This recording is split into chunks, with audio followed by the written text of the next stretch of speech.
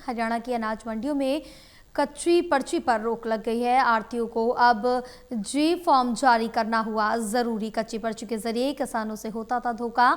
MSP से कम कीमत पर फसल खरीद संभव नहीं। कटौती के नाम पर किसानों से नहीं होगा धोखा। बड़ी अपडेट आप तक पहुंचा रहे हैं, जहां आपको बताते चले कि हरियाणा की अनाज मंडियों में कच्ची पर्ची पर रोक लगी है। आढ़तियों को अब जी फॉर्म जारी करना जरूरी हो गया है। कच्ची पर्ची के जरिए किसानों से धोखा होता था, अब उस पर रोक लगाई जा रही है। एमएसपी से कम कीमत पर फसल खरीद संभव नहीं। कटौती के नाम पर किसानों से अब धोखा नहीं होगा, यानी कि पहले कटौती के नाम पर किसानों के साथ धोखा होता था, लेकिन अब वो प्रक्रिया बंद हो जाएगी। हरियाणा के अनाज मंडियों में कच्ची पर्ची पर रोक लगा दी है। कच्ची पर्ची पर रोक लगने से जो धोखा किसानों के साथ होता था वो अब नहीं होगा।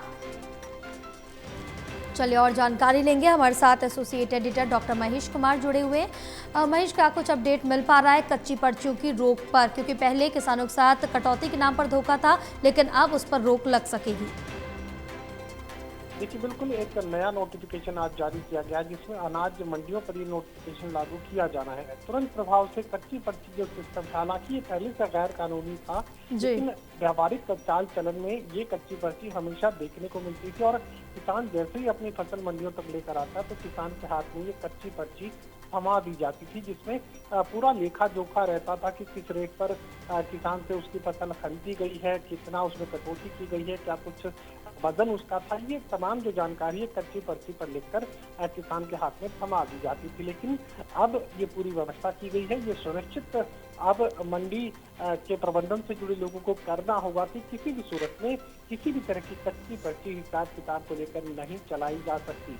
ये फॉर्म हर एक किसान के हाथ में देना जरूरी कर दिया गया है। जब तक कोई भी खरीदी ये फॉर्म के बिना अगर की जाएगी तो पूरी तरह गैर कानूनी वो खरीदी मानी जाएगी। अब अगर किसान से उसकी फसल हासिल करनी है, चाहे वो सरकारी खरीद को लेकर है, चाहे वो प्राइवेट आढ़ती की खरीद होनी है, तो ये फॉर्म किसान के हाथ में थमाना होगा, जिसमें ये सुनिश्चित तौर पर लिखा जाता है जे फॉर्म में कि कितना वजन किसान की फसल का है, कितना उसमें कटौती की गई है, कितनी उसमें नमी थी और वजह क्या थी।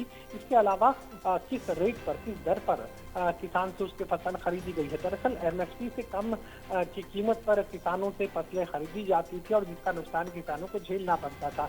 अब ये कानूनी तौर पर सुनिश्चित किया जाएगा कि एमएसपी से कम कीमत पर किसानों से उनकी फसल नहीं खरीदी जाए। तो आज जो तुरंत प्रभाव से नोटिफिकेशन लागू कर दिया गया है, अब कच्ची पर्ची सिस्टम हरियाणा की मंडियों में नहीं चलेगा। बिल्कुल, तमाम जानकारी साझा करने के लिए बहुत शुक्रिया आपका।